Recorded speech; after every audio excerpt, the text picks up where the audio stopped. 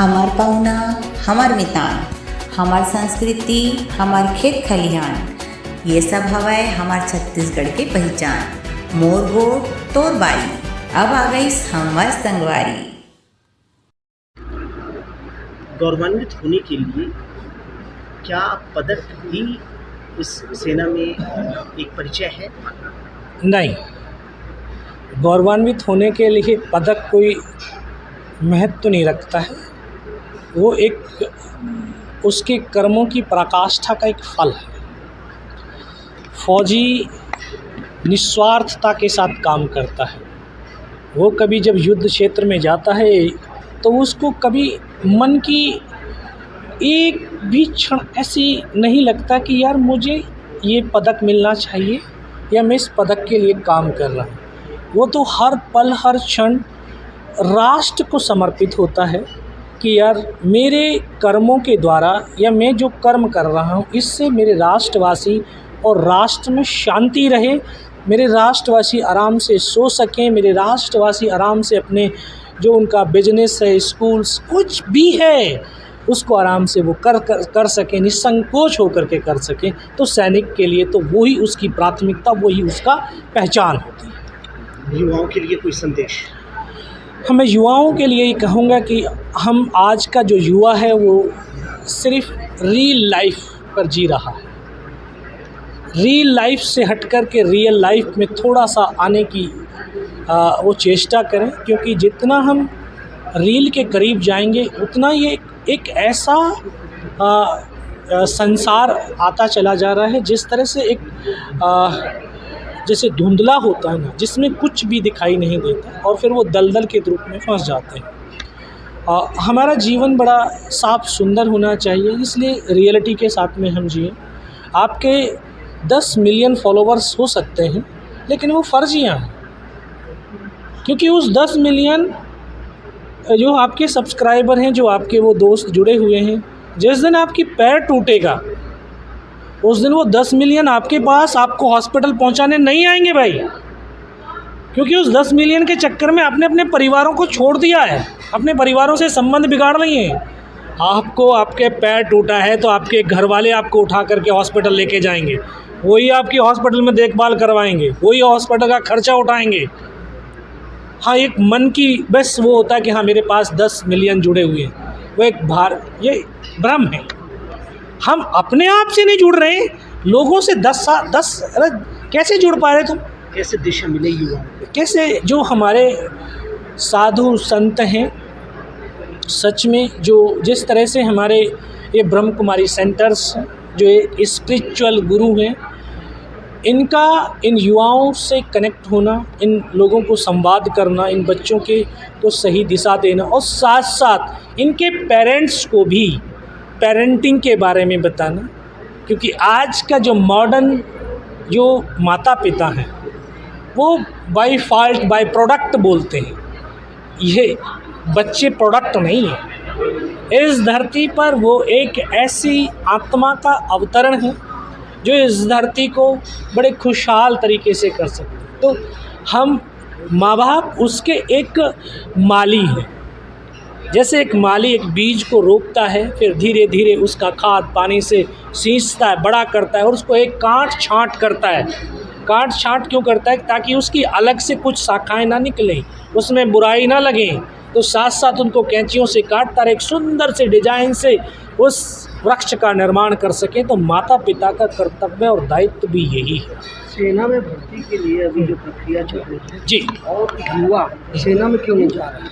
अभी जो ये एक अग्निपथ योजना शुरू की, ये अग्निपथ योजना का एक अलग उद्देश्य है कि ज़्यादा से ज़्यादा भारत का युवा एक फ़ौजी ट्रेनिंग से ट्रेंड हो सके। जब कभी जैसे आज हम सेल्फ डिफेंस नहीं कर पा रहे, तो उनमें कम से कम एक सेल्फ डिफेंस की भावना जागृत है। जब उसके घर पर कोई विपत्ति आ पड़े तो उसका वो आराम से मुकाबला कर सके। तो ये एक मकसद है इसका, जो हम युवाओं को सही से समझा नहीं पा रहे हैं। ठीक है।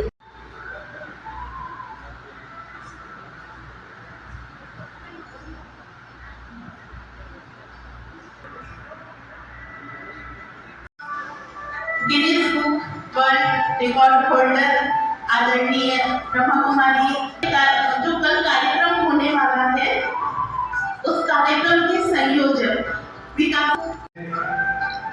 आज ब्रह्मा कुमारी से इस पावन प्रांगण में आज यह प्रेस वार्ता हमारे जो बहुत ही चौथा स्तंभ जिसे बोला जाता है, आज उन लोगों के बीच में प्रेस वार्ता हमारे आदरणीय कैप्टन योगेंद्र यादव जो कि परमवीर चक्र से सम्मानित है, लेफ्टिनेंट कर्नल विकास चौहान जी, बी.के. रानी दीदी जी और हमारे इस संस्था की प्रमुख स्वाति दीदी जी, और कल जो कार्यक्रम होने जा रहा है पूरा इसके पूरे जिन्होंने पूरी रूपरेखा बना के इस कार्यक्रम को पूरा वो किया है, आयोजित किया है।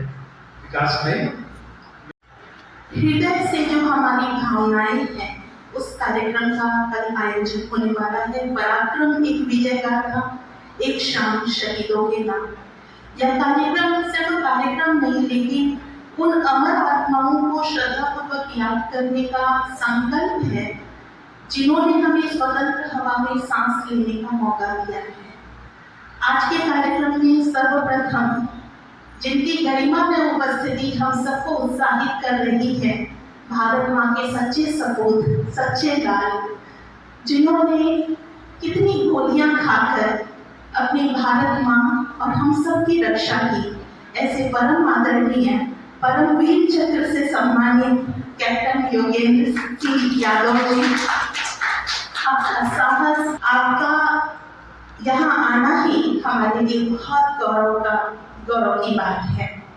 हम तालियों के साथ में हमारे कैप्टन कर्नल विकास चौहान जी का स्वागत अभिनंदन, साथ में ही Guinness book of world record holder राजयोगी बी.के. रानी दीदी जी, जिनकी आध्यात्मिक ऊर्जा हमें ये बताती है कि किस तरीके से आध्यात्म के द्वारा हमारे अंदर के मनोबल, हमारी आंतरिक शक्तियों को हम जागृत कर सकते हैं। और दीदी की सौम्य वाणी, इनका सकारात्मक दृष्टिकोण, आध्यात्मिक अनुभव हम सभी को बहुत लाभान्वित करेगा। उसके पश्चात कल जो कार्यक्रम होने वाला है उसकी इतनी कड़ी मेहनत करने वाले हमारे विकास भाई, जो दिन रात तन मन धन से लग करके अपनी सेवाएं में लगे हुए हैं।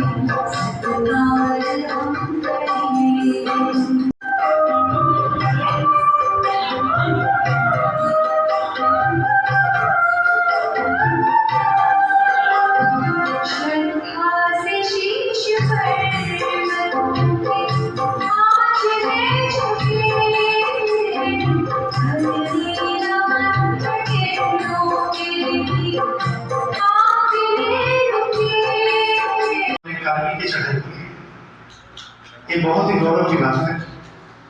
मैंने फर्स्ट टाइम केबीसी में भाई साहब का अनुभव सुना और सुन के लगा कि ये व्यक्ति हैं, मतलब हम थोड़ी सी चोट लगती है तो बीमार पड़ जाते हैं। 3 गोली चढ़ने लगने के बाद तो भाई साहब 60 फीट ऊपर चढ़ाई की। मैं अनुभव ये सुना दो, भाई साहब के मुख से आप कल सुनेंगे। तो ऐसे व्यक्तित्व को सुनकर एकदम मन दिलगत हो गया। कार्गिल दिवस का दिन सेंटर में मनाया गया था। उस दिन एक संकल्प आया था सर कि उन्होंने फांसी चढ़ी थी, आज वो गोली खा रहे हैं। तो ऐसे भगत सिंह, ऐसे हमारे आर्मी के जवान जो देश के लिए इतनी कुर्बानी कर रहे हैं और उनको बहुत कम लोग जान पाते हैं। तो हमने एक संकल्प किया था कि हम जहाँ भी पास कराए जाएंगे, मिलने जाएंगे, तो कम से कम एक शहीद की जानकारी सबको देंगे कि शहीदों की बायोग्राफी सुनाई जाए और पढ़ी जाए, क्योंकि आज भी कितने जवान देश में कितने बड़े बड़े कार्य करते हैं। तो इसी संकल्प के आधार पर को प्राप्त नहीं हो पाता। तो आप सभी इस अनुभव को सुनेंगे कल का जो कार्यक्रम है इस प्रकार से रहेगा। शाम को 4 बजे से कार्यक्रम शुरू होगा। 4 बजे से स्थान अशोकनगर चौक, Birkona road, meditation training centre, Brahma Kumari. Programme है एक साथ शहीदों के नाम, पराक्रम एक विजय गाथा। ज्यादा मात्रा में पहुंचे क्योंकि ये दिन दोबारा नहीं आएगा। कि मैं भाई सबके साथ बैठी हुई हूँ और मेरे रोमांच खड़े हो रहे हैं, क्योंकि साहस, समय और समझ का एक मिक्सचर हमारे साथ में है। लोगों में साहस होता है, उस समय और समझ नहीं होती है। तो वो तो हम आपकी मुख से सुनेंगे, आपका अनुभव आपको मैंने टीवी में देखा है और साथ में देखकर, सामने देखकर सचमुच ऐसे लग रहा है जैसे हम एक शक्ति के साथ हैं। वैसे परमपिता परमात्मा की शक्ति सभी के अंदर है। कोई ना कोई गुण, कला, शक्ति हम हर क्षेत्र में दिखाते हैं। जैसे मैंने अपनी जो शक्तियाँ वो परमात्मा शक्ति के द्वारा, मेडिटेशन के द्वारा साकार की है। आपने भी परमात्मा का साथ लेकर देश के लिए और जनहित के लिए, विश्व कल्याण के लिए अपने आप को समर्पित किया है। सेवा सभी करना चाहते हैं, लेकिन मौका मिले और सही दिशा मिले, ये बहुत ज़रूरी है। मेरा अनुभव लंबा है, लेकिन शॉर्ट में मुझे जो शक्ति प्राप्त है, मैं मानो से ट्रक, ट्रेन का इंजन या पानी का जहाज जो खींचती हूँ, वो है ईश्वरीय शक्ति, राजो मेडिटेशन की शक्ति, जो मुझे ब्रह्म कुमारी ईश्वरीय विश्वविद्यालय में आकर मिली। मेरा आना बहुत छोटेपन से हुआ, 11 वर्ष की थी, तब मैं प्रजापिता ब्रह्मा कुमारी ईश्वरीय विश्वविद्यालय में आई। यूपी के ललितपुर झांसी के बीच में एक गांव है जाखलौन। यूपी और राजस्थान मुझे जैसा लगता है, बहनों को बहुत ज़्यादा पढ़ाया नहीं जाता, बहनों को थोड़ा दबा के रखा जाता है, उनके सपने और शक्तियों के बारे में नहीं सोचा जाता। ऐसी जगह से मैं हूँ। सपने सभी देखते हैं, न्यू बॉर्न बेबी भी सपने देखता है, लेकिन जब से सपनों को समझना शुरू किया, मैंने एक ही सपना देखा, सोचा और समझा कि कुछ हटके करना है। वो मुझे नहीं पता था कि क्या करना है, लेकिन जो बहनें नहीं करती हैं वो करना है। इसीलिए छोटेपन से ही मैंने शरारतें शुरू कर दी। वो शरारतें तो बहनें नहीं करती थी, लड़कों को मारती थी, साइकिल की हवा निकाल देती थी, मटके फोड़ देती थी, गाय के बछड़े छोड़ देती थी। मुझे लगता था बहनें ये सब नहीं करती। हमारे घर में गाय भैंस सब कुछ होते हुए हमारी दादी कन्याओं को, बहनों को दूध दही नहीं देती थी, सिरोटी या फिर सिंपल सा भोजन। मुझे दूध और दही बहुत पसंद था और मैंने एक दिन अपनी माँ से बोला, दादी हमें दूध क्यों नहीं देती है? तो माता जी ने मुझे समझाने के लिए बोला, बेटा भगवान के घर से बेटे खा पी के, बेटे भूखे आते हैं इसलिए दादी खिलाती है, और बेटियां खा पी के आती, भगवान खिला पिला के भेजते बेटियों को, इसीलिए आपको दूध दही की जरूरत नहीं है, दादी ज़्यादा ध्यान नहीं रखती। तो मुझे लगा सचमुच जब बेटियां भगवान के घर से खा के आती हैं तो शक्तिशाली ज़्यादा है। वो सिर्फ मुझे समझाने के लिए बात की थी, लेकिन छोटी और मोटी बुद्धि में वो बड़ी बात समझ में आ गई, इसीलिए मेरी शरारतें बढ़ती गई।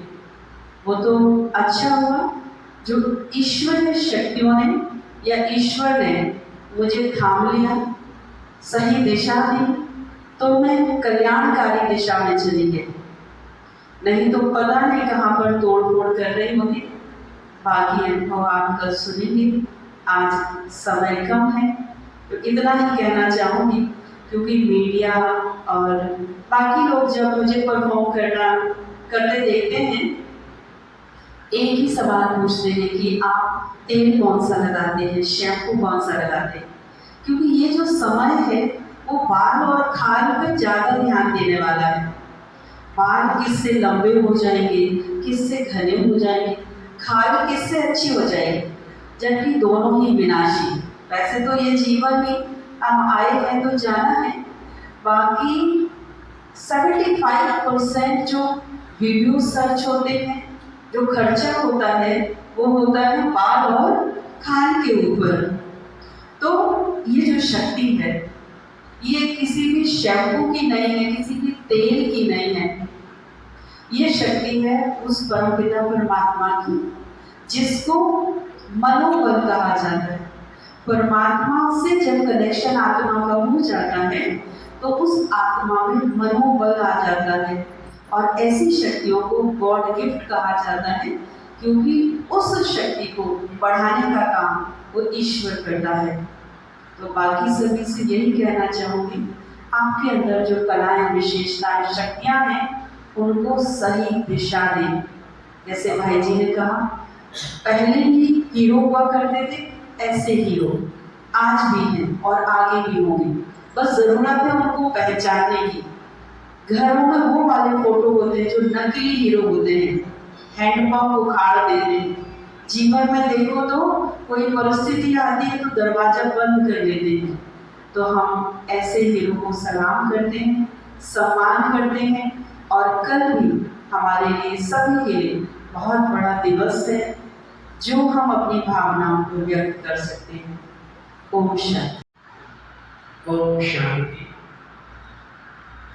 मुझे बड़ा गर्व महसूस हो रहा है और बड़ा ही एक गौरवान्वित अनुभूति प्राप्त हो रही है कि आज मैं ब्रह्म कुमारी सेंटर बिलासपुर में अपनी बहनों और भाइयों के बीच में हूँ। इस परमात्मा ने हर एक इंसान को इस यूनिवर्स का यूनिक बनाया है, उसके जैसा कोई दूसरा नहीं।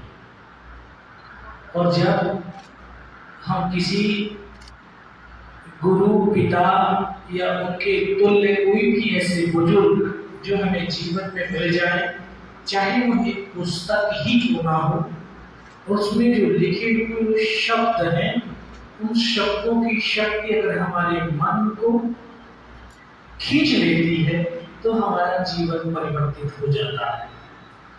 मैं एक किसान और जवान का बेटा हूँ। खेत और खलिहानों में काम करता हुआ बड़ा हुआ हूँ, और एक ऐसे योद्धा की कहानी को पढ़ करके, जिसने अपने जीवन का आखिरी सांस और लहू की आखिरी बूंद इस राष्ट्र को समर्पित कर दी थी, और ऐसे युद्ध को जीतने में अपना अतुल्य उसने योगदान दिया। और जो पाकिस्तान के पास उस समय टैंक थे, वो अमेरिका के जो एक लेटेस्ट टेक्नोलॉजी के टैंक थे, उन टैंकों से पाकिस्तान, हिंदुस्तान की फौज को नष्ट नाबूद करने के लिए अपने टैंक दल के साथ हिंदुस्तान की फौज पर हमला करता है। लेकिन एक हिंदुस्तान का सैनिक अकेला उनके 8 पैटर्न टैंकों को ध्वस्त कर देता है और मां भारती की गोद में समाहित हो जाता है। जानते हैं आप लोग उनमें से नाम किसी का? मैं मीडिया बंधु आप लोगों से भी पूछूं, क्योंकि कौन नहीं है।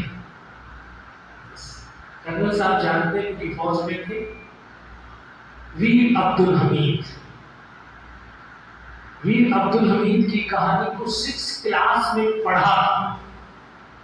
फिर जिस तरह के हमारे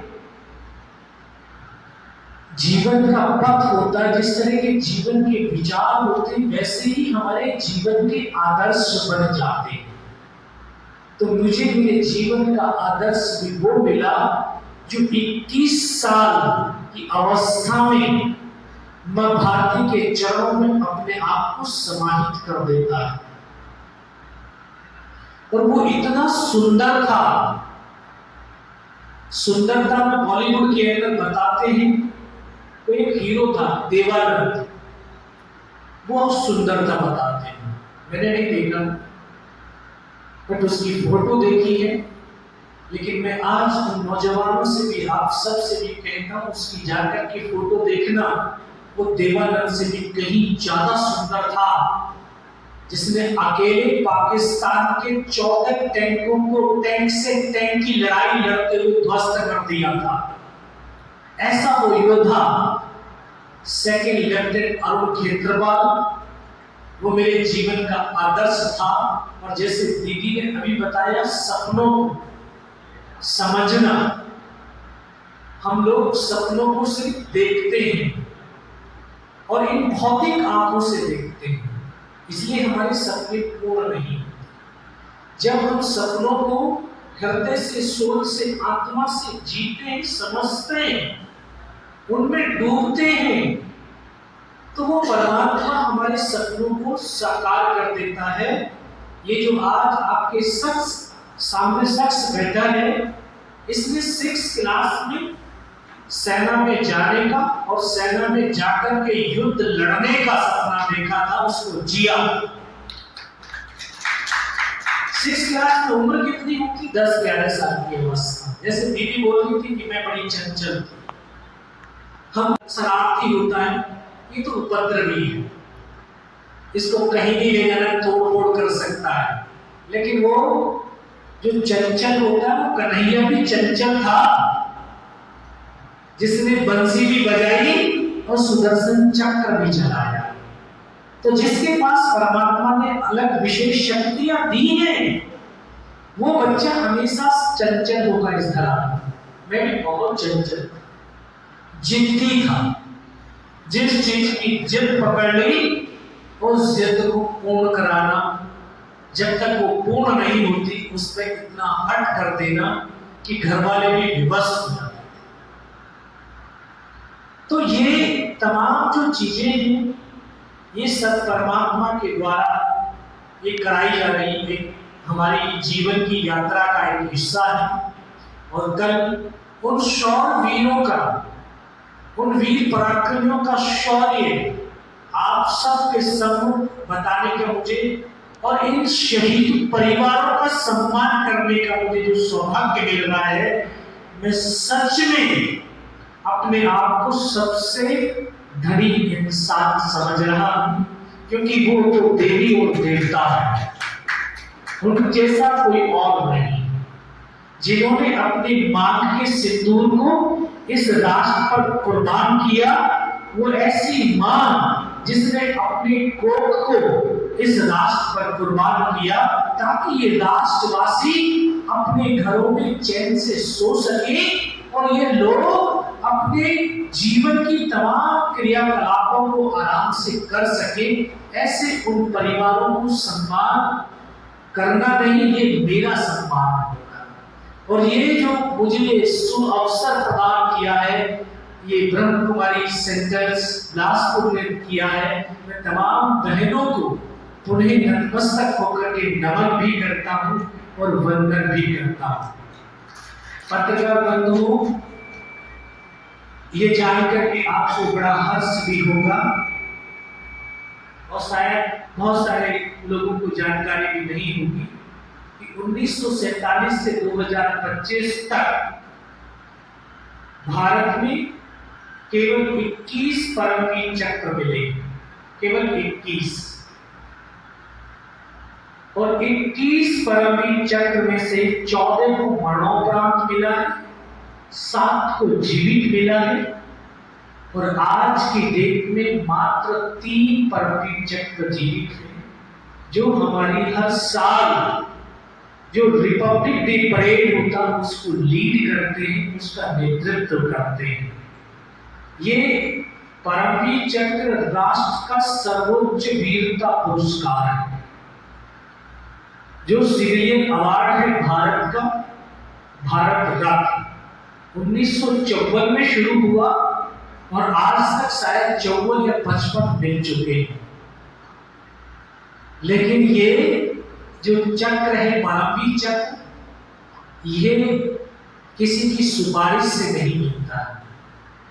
ये दुश्मन के सामने युद्ध के मैदान में अपने अपने रक्त को बहाने से के साथ साथ त्याग, वीरता, शौर्य, पराक्रम की प्रकाष्ठा को जो सैनिक प्राप्त कर लेता है, ये सिर्फ उन्हीं को दिया जाता है।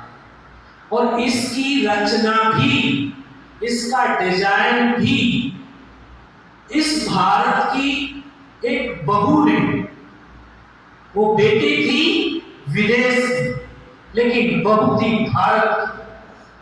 उनको ये हमारे जो एडजुटेंट जनरल आर्मी थे, उनको यह निर्देश दिया गया, क्योंकि आजादी से पहले विक्टोरिया क्रॉस दिया जाता था, लेकिन अब भारत स्वतंत्र हो गया था तो अपना एक मेडल देना था।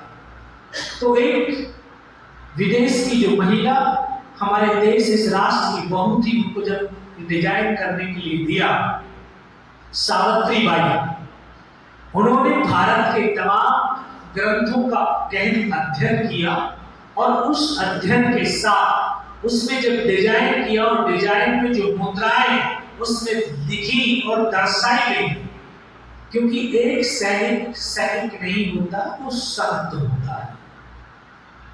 तो इस मेडल के अंदर संत और सैनिक दोनों का एक समावेश किया। आप जो परमवीर चक्र मेडल को आप इस सोशल मीडिया में जो सर्च मारेंगे गूगल पे, उस पर देखेंगे कि उसमें 4 वज्र के निशान हैं, बीच में भारत का स्तंभ है और वो वज्र आप जानते होंगे दधीची की हड्डियों से बना हुआ है, जो इंद्र भगवान का हथियार है। तो जब उन्होंने ये अध्ययन किया कि भारत में की धरती पर ऐसे भी एक संत, एक ऋषि हुए जिन्होंने राक्षसों को मारने के लिए, राक्षसों पर विजय प्राप्त करने के लिए उन्होंने अपनी आत्मा को इस शरीर से बाहर निकाल करके अपनी हड्डियों को इंद्र को दान दिया था। तो वो एक त्याग की प्रकाष्ठा थी, उसमें तप था, बल था। तो उसी के साथ ये अवार्ड का जो निर्माण हुआ है, और ये इसकी और एक बड़ी विशेषता है, इस मेडल को धारण करने वाला सैनिक सिर्फ भारत के राष्ट्रपति, भारत के तिरंगा, भारत के चीफ जस्टिस ऑफ जो इंडिया में, भारत के राज्यपाल और शहीद स्थल, इनको ही वो सल्यूट कर सकता है। बाकी तमाम भारत के उस मेडल को सल्यूट करते हैं। इंसान विशेष नहीं होता है, वो मेडल विशेष होता है। ये शरीर तो हम नहीं है, ये शरीर तो एक माध्यम है, जो आत्मा इस शरीर के माध्यम से धरती पर काम करा रही है और हम कर रहे हैं। तो ये हमारे जो युवा हैं, मैं इनको ये कहना चाहूँगा कि हम इस धरती पर अवतरित हुए, ये एक ऐसा खंड है जिसको भारत माँ बोलते हैं। माँ में करुणा है, दया है, प्रेम, वात्सल्य है। ये दया, प्रेम, वात्सल्य एक इंसान को वो शक्ति, वो साहस, वो ऊर्जा प्रदान करती है जो इस संसार में आने वाली तमाम चुनौतियों का सामना करने के लिए सामर्थ्य बना देती है। तो हमें बड़े खुश नसीब हैं हम कि 84 लाख योनियों के बाद अगर एक मनुष्य का शरीर मिला तो इस भारत माँ के गर्भ से मिला। इससे बड़ा पुण्यार्थ इस जीवन का कुछ और हो नहीं सकता है। अगर हम इसके धरती माँ के, इस भारत माँ के रक्षक बन गए, और रक्षक वर्दी पहन करके नहीं होता, वर्दी से ही रक्षक बन सकते। हम अपने मन, वचन, कर्म, व्यवहार, इन सब से भी हम इस माँ के रक्षक बन सकते हैं, और हम अपने परिवार और राष्ट्र की रक्षा के सामर्थ्यवान बन सके या रक्षा के रक्षक बन सके। इससे बड़ा और जीवन का सौभाग्य क्या है। मैं उन्हें बिलासपुर, छत्तीसगढ़ और भारतवासियों से, युवाओं से, तमाम नागरिकों से यही आह्वान करता हूँ और यही एक चीज कहता हूँ कि हमारे अंदर पुरुषार्थ है, हमारे अंदर एक नूर है, एक शक्ति, एक ऊर्जा है। हमें उसको पहचान करके अपने परिवार की, अपने आप की और इस राष्ट्र की रक्षा में इस पुरुषार्थ को, इस शक्ति को, इस ऊर्जा को लगाना चाहिए। तभी हम सुरक्षित भी रहेंगे, तभी हम अपने समाज को रक्षित भी कर सकेंगे, तभी हम अपने आप को विकसित भी कर सकेंगे, तभी हम अपने आप को एक